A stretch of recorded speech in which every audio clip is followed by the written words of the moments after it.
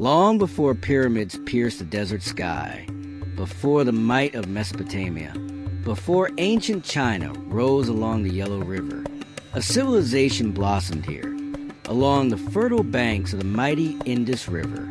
A civilization with no kings, no war monuments, and no grand temples, yet rich with science, engineering, art, trade, and order. Today, we journey through 9,000 years of history to uncover the story of the Indus Valley Civilization, humanity's forgotten urban miracle. 9,000 years ago, South Asia looked very different. Rivers flowed wider, grasslands stretched endlessly, and small clans of hunter-gatherers roamed, following game and wild grain. Here, in what is now Balochistan, Pakistan, they chose to settle in a place called Mehrgarh.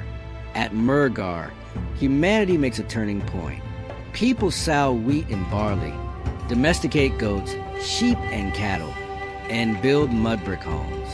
They grind grain, bake bread, craft beads, and pottery.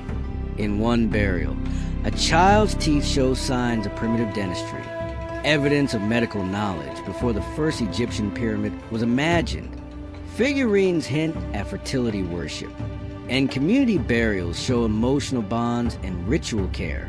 Mehrgarh grows, slowly, quietly, until hundreds of settlements spread across the region, forming the earliest roots of what will become one of the world's greatest civilizations. Over centuries, villages expand into towns. People build granaries, irrigation channels, workshops. Copper smelting appears. Pottery becomes sophisticated. Red clay, black designs. Trade routes stretch toward Iran, Afghanistan, and Central Asia. Slowly, a pattern emerges.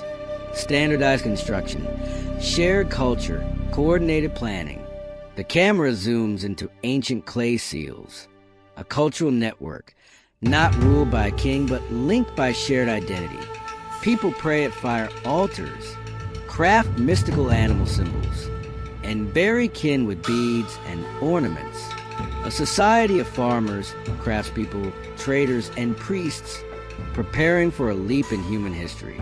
Then, around 2600 BC, the plains of the Indus erupt with innovation. The world's first true planned cities emerge. Magnificent, organized, peaceful, ahead of their time by thousands of years. Cut to aerial reconstruction of Mohenjo-Daro. The cities of the Indus world astonish historians even today. They follow grid urban layouts like modern cities. Homes feature private wells and bathrooms. Every street contains a covered sewage system, unmatched in sophistication until the Roman Empire. Their bricks? All the same ratio, 1 to 2 to 4, standardized across regions. From modern Pakistan to northwest India, no civilization on Earth had ever built like this. People rise with the sun. Farmers tend wheat, barley, dates, peas. Merchants organize goods in warehouses.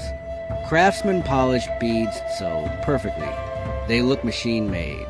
Harappans invent cotton textiles centuries before the world catches on. Their weights and measures are standardized, proof of organized trade and central planning.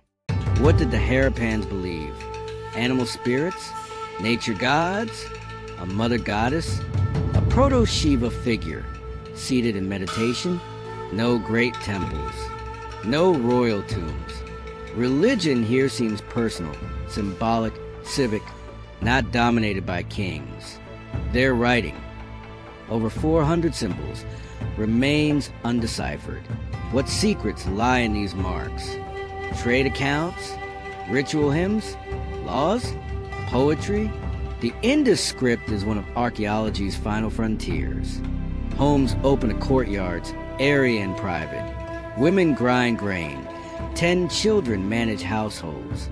Men farm, trade, craft, or fish in the Indus riverbanks. Children play with clay animals, whistles, spinning toys. Echoes of childhood that reach across 5,000 years. From the Arabian Sea to Mesopotamia, Harappan sail and trade beads, cotton, metal, pottery, shells. In ancient Sumerian records, they are known as Mallah, the people of distant lands. Their trade network spanned thousands of miles, connecting worlds long before the Silk Road. Then nature shifts, rivers change course, monsoons weaken, some cities flood, others slowly dry.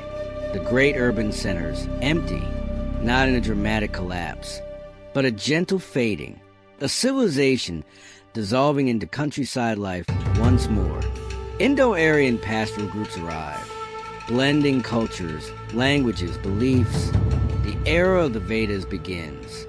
New gods, new rituals, new ways, built upon ancient Harappan foundations. For thousands of years, the Indus was forgotten. Its cities slept beneath soil and silence. Until the 1920s, when railroad workers uncovered ancient bricks, and the world realized Asia's first great civilization did not begin in China's dynasties or India's kingdoms, but here, in the valleys of the Indus. In today's Pakistan and India, echoes remain in beadwork, town planning, farming traditions, and spiritual ideas. The Indus people showed a possibility rare in history: civilization without tyranny, power without violence. Their cities remind us that humanity can build not only empires of conquest, but societies of cooperation and dignity. The story of the Indus is not just ancient history. It is a reminder of what we can be: advanced, peaceful, innovative, proud. A civilization lost in time, now remembered by the world. This is a legacy of the Indus Valley. And as we look toward the future, the spirit of the Harappans whispers: build wisely, lie with harmony, and let knowledge be your foundation, dedicated to the forgotten architects of humanity. If you want to explore more insights from history's greatest minds and ancient wisdom, hit that subscribe button. Griot, where forgotten voices speak again.